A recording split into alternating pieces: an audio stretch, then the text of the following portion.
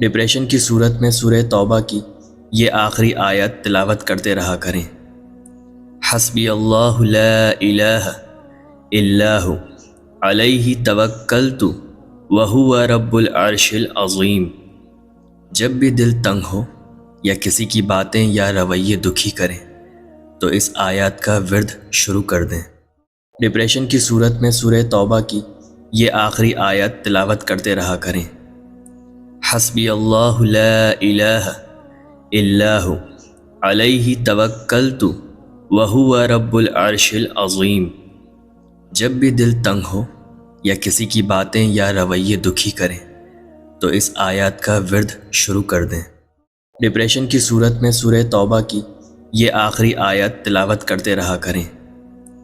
حسبی اللہ لا الہ الا ہو علیہ توکلت وہو رب العرش العظیم۔ جب بھی دل تنگ ہو یا کسی کی باتیں یا رویے دکھی کریں تو اس آیات کا ورد شروع کر دیں۔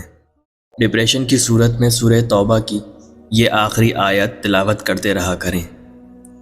حسبی اللہ لا الہ الا ہو علیہ توکلت وہو رب العرش العظیم۔ جب بھی دل تنگ ہو یا کسی کی باتیں یا رویے دکھی کریں تو اس آیات کا ورد شروع کر دیں۔